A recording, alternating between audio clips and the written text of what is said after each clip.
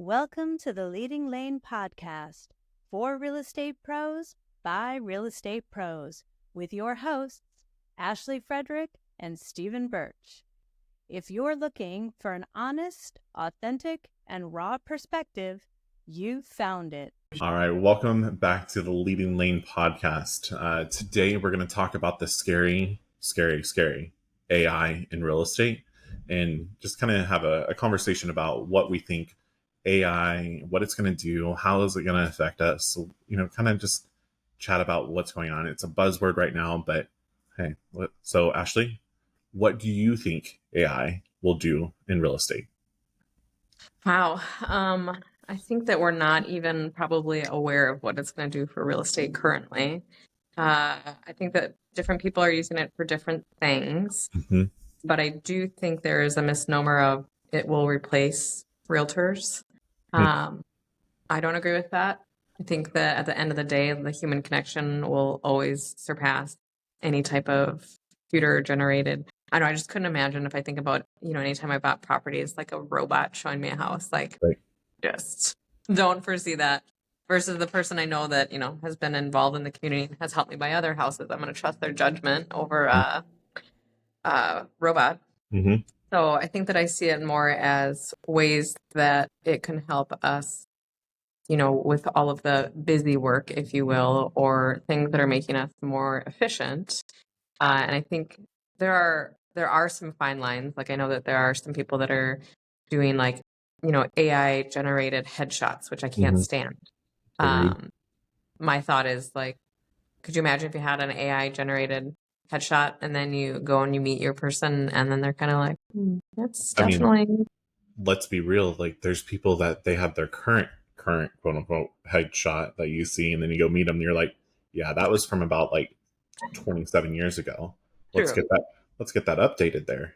Right. So it's like headshots, but then I also know like even just, virtual staging right now, I think is a very grayish area. And I think that, like we're pretty good about, virtual staging and it's on the picture, but I know that we have like virtual staging staged on our picture. I don't think everyone does that, but there are like fine lines of misrepresentation that I think we're all going to have to be careful of. I mean, like, right, you can change furniture and stuff like that, but when people start taking out walls and removing trees, things like that, I mean, there's definitely some issues there. But I guess the way that I've really been using it is just more so, I like it for write-ups. I don't ever copy and paste just because I think it's learned who I am, so it repeats some of those things, but I think it's just a little bit of I get stuck in a pattern of the same things. I mean, like you can only explain a house like so many different ways. But I have also found that like the more detailed information you can feed it, the better that it does, so I try to be very specific about, primary bath with walk-in tile shower, right? Instead of just primary bath. And then it'll shoot something out. I'm like, oh, I wouldn't have thought about saying it that way. And then I'll edit the rest of it. But I think you're probably a little bit more so well-versed in like the background of AI, which, the Zapiers and those types of things that we're not thinking about that just help everyday functions. There's so much. And I agree. Like, I don't think that AI is going to replace the realtor in a transaction whatsoever. I think that, everything you said, it's a human connection. You have to have that relationship first. But do I think that those who are going to actually lean into AI are going to advance way further than somebody that's going to be resistant? Absolutely. I was at a conference a couple of weeks ago, and they were showcasing these different types of, predictions for the future of, Matterport and these glasses and all of these different types of technology. And so imagine being able to go, into an office, with your agent and be able to put these glasses on. And then you're going to be able to go walk through virtually all of these different properties. And now you are able to eliminate these properties that you don't like the floor plan, you don't like the feel, because it feels like you're, in there. And so instead of driving all over the countryside, you're able to go to your top two. So like, I think that there's ways that it's going to help us. And I think there's going to be some really cool, and I think that there are going to be different types of products and things that are out there that are going to try to replace the real estate agent out of the transaction. But again, that's everybody, that's their prerogative. There's going to be the people that want that, and there's going to be the people that don't. Just like there's Right. people that want electric cars and there's people that don't. There's people that want self-driving cars and there's people that don't. So that's everybody's prerogative. I think it's just another option. um, but I was having a conversation with an agent and we were talking about AI, and she was like, I think that AI is horrible. It's going to replace us. And that's her opinion, and that's fine. But she was going on about how it's like copyright infringement. If we use AI to write a property description or help write us write an email or whatever it's going to be, it's that we're taking somebody else's words and it's not our own words, which I do think that you are still going to have to edit it and make sure it sounds like you and it's still truthful and just like any other thing. But where I really got into it with her was that AI is a tool, and there are different things. If you look back in history, if you look at, I use the analogy of a calculator. A calculator is a tool. So before we had calculators, you still had to do math, pen and paper, right? What was the tool that we decided that? Like Atticus or Yeah, whatever. I don't know how to say it, but yes, the old thing that would like, the little dial thing back and forth, you move it on the yeah, strings, right? So but no matter whatever the method is, like it's abacus. abacus, so it still took the human, and now we are enhancing it with a tool to make things quicker and faster and more accurate, right? And she was like, well, I guess I never thought of it that way. So it's like, well, what about the computer? I mean, people were scared when the computer was coming. And Y2K. yeah, like for real, everything's going to shut down. Like what about the internet? Like that's a tool. Like all of these technologies are tools that you can lean into. And the way that our technology has advanced in the last 5 years compared from, if you stack it against the past 50 years, we're advancing so much quicker. And so I think that there's going to be so much opportunity for everybody if you lean into it. There's things that I use constantly with AI. We have everything, all the calls that I'm on, everything that we do is recorded. Then it goes through and AI transcribes everything for me. So I have a transcription of every conversation that is ever recorded, right? So now then I can take that transcription. We have it set up to where it goes through ChatGPT and it says, based off of this conversation or this transcript, write LinkedIn articles.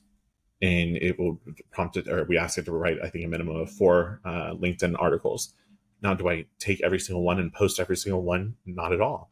But at least it helps me not have to sit here on the keyboard and be like, what do I have to type or what do I have to talk about today? I already talked about it. So let me use that to my advantage and help me get more information out there. Right. I mean, I think that that's just how we have to remember that it's just a tool. Mhm. It's a tool to help us do things faster, better, so that we have, I guess the way I see it, so that I can spend more time where my time is valuable, which Right. is not necessarily on the computer or, trying to figure out a title for my next post. It's just a Mhm. matter of being with people and doing showings and doing listings, like, right? Like that's where spending time with your agents, that's where you're making money, where Mhm. sitting on the computer for an hour thinking about a write-up Right. is not worth my time. So, like, and I think this is really funny because there was in the room of this conversation, she was definitely older than I, but there was somebody way younger than I in the room, and he was just listening back and forth, and it was really funny because he was like, "Well, like, what else in real estate has changed?" I was like, "Well, I mean, I was coming into real estate when the MLS was going online. I remember going into my grandma's office, and they were delivering the MLS books weekly." Right? Like he was like, they used to go around and print books and deliver books. Yeah. So look how much more efficient we are now that the MLS is online. I It's remember that we used to do showing time wasn't a thing when I started. Well, it was in bigger markets. So we would call every single seller every single time there was a showing request. And then they would call back to the office and confirm it or another time. And like you think about how much time that took.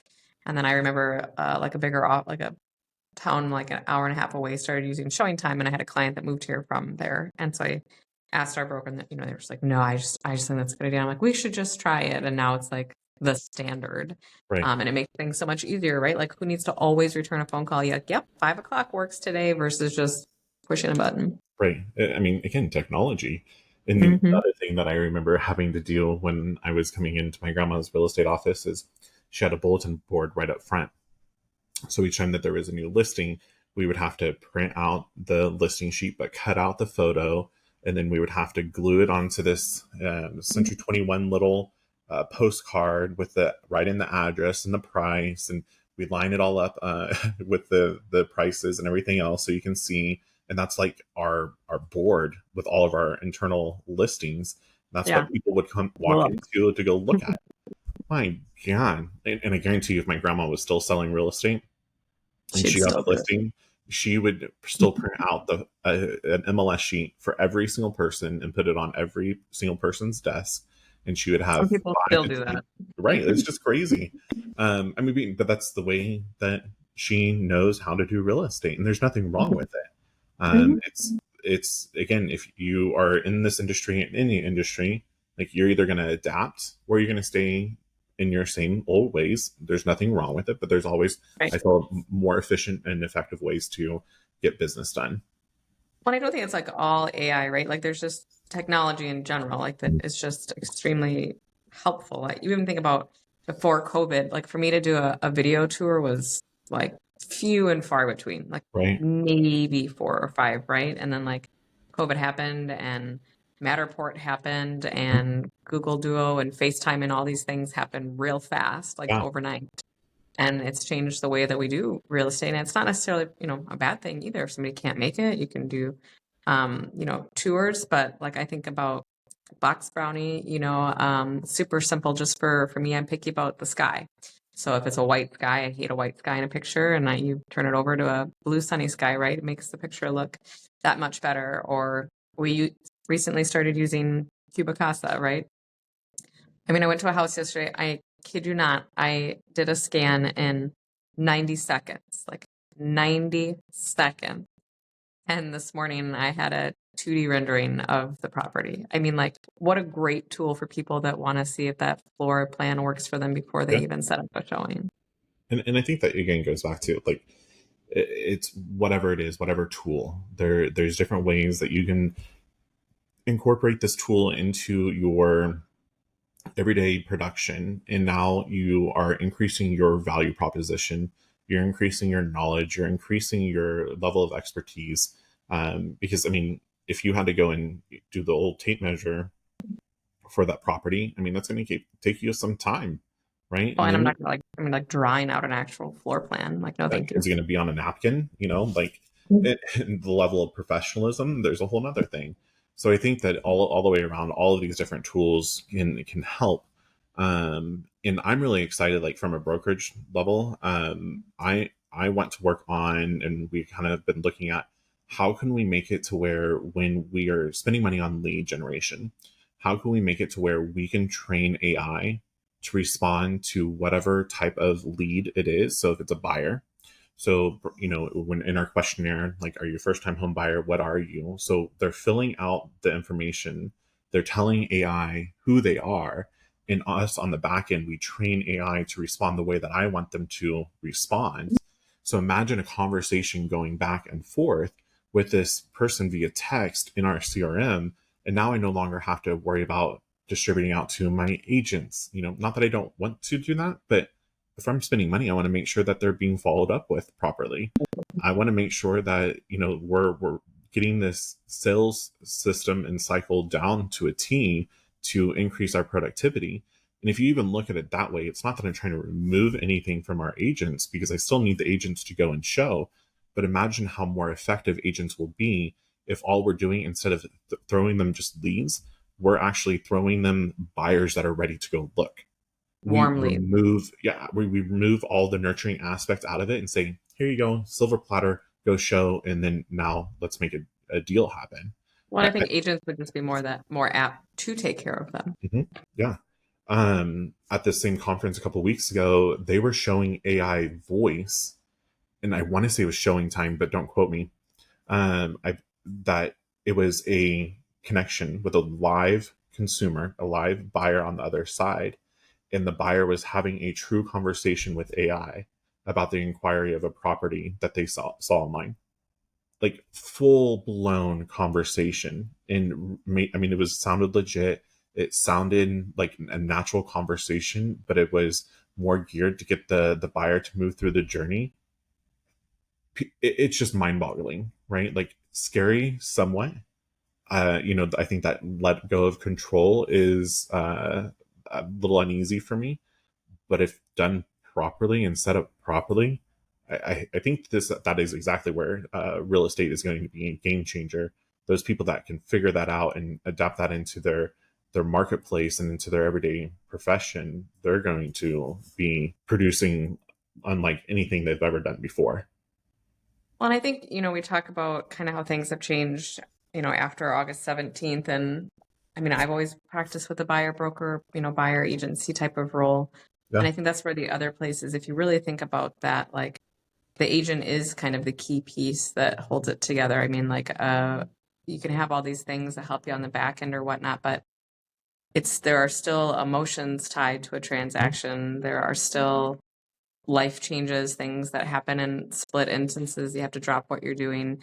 People still have to move out of their houses, right? I helped a client move out of their house last week. Like those are still human aspects, or just having a conversation that, right, my other like client, they had to put their mom in a home. Like that's not a conversation that you're going to have with a robot or like online. Like those are actual human, I'm sorry this is happening. Let me tell you, right? Like, let me show you the way. Let me take care of everything for you. And maybe I have some things, on the back end AI that are taking care of them, but they're hearing it from a true human. And I just don't foresee that going away. I just see us using things to help us help even more people. Right. I have an AI, and I'm not totally efficient in it whatsoever, but I'm learning in it. It's personal AI, and so what I can do is I can set up, multiple different personas of different what I need, right? Like, so I kind of think of it like a team. I can set up multiple different teams personas underneath me, and I can train each one the way that I want it to respond. So when you're working with that person that is you're having to go into a home, you have somebody that is a senior specialist, and you can start telling it, what is going on. We need to develop a plan, whatever you want it to be able to do.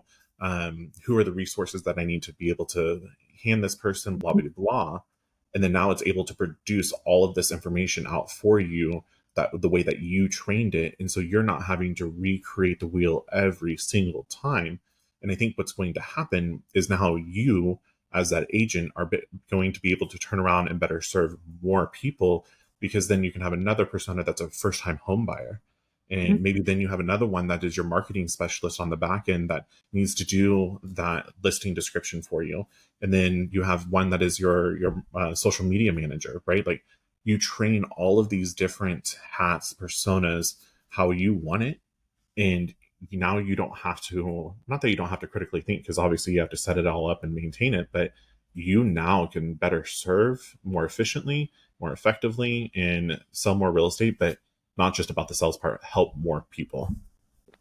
What do you think are your two favorite AI apps right now? Ooh, ChatGPT, like that's just where it's at, right? On the video stuff, we use Opus Clips.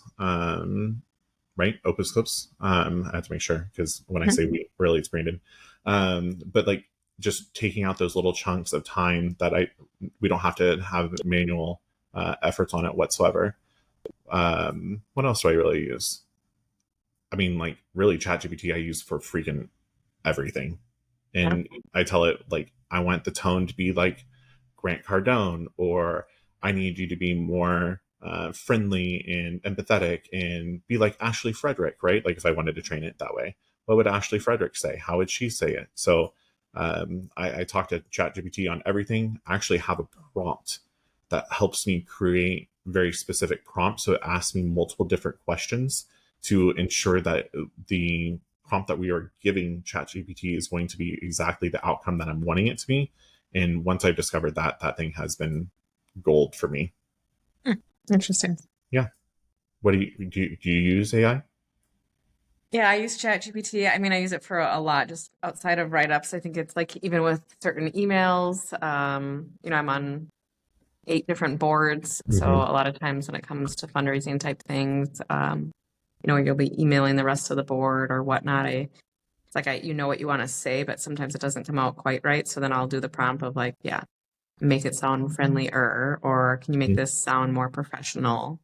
Right. And so I think it's just super helpful that way. I think it's also helpful to just get your point across a little bit more, because sometimes it'll take out like the little words that aren't necessary. But otherwise, like the virtual staging AI, I've been using quite a bit. That is the weirdest thing in that it takes like 20 seconds to stage a room. I mean, it's not perfect. Like you can tell, I think there was like a window and it must have thought it was another room. So there was like a couch sitting in this window. So can't use that. But, we have a lot of like older clients, and sometimes people struggle when there's like older furniture in homes. They get really stuck on like not seeing past the furniture. Right. Both of these homes are now vacant. And so I've like virtually staged them with more modern furniture. And even the clients were like, wow, it looks like a different house. So for me, that was literally seconds to do, but if it helps paint a picture for someone. So those are probably the 2 that I use almost every day. Awesome. So, in short, we're not going to get replaced by the technology and AI, right? It's here to enhance us. It's here to be an additional tools in our tool belt here. I really encourage every person to ChatGPT. That's probably the easiest place to start. Get an understanding and lean into it. Don't be afraid of it. You're not going to hurt it, and just start playing around with it. And I really think that you'll start seeing different avenues of how you can be able to implement this into your life, and even on the personal side, and to be able to help you with whatever you're trying to create. If it's a workout plan or a meal plan or whatever it's going, like it will help you be able to generate anything that you're looking to be able to do. It's like having your own executive assistant right in your pocket. So. Yeah, I think if anyone that's listening has an app that they use that they like a lot that we haven't mentioned, definitely drop us a note so we can check it out. Absolutely. Thanks for tuning in today, and please like, subscribe, and share, and tune in next time. If you've enjoyed today's episode, please like, subscribe, and share with others. Stay connected for more genuine insights and strategies to boost your real estate career on Facebook, or check out our website. We'll see you next time.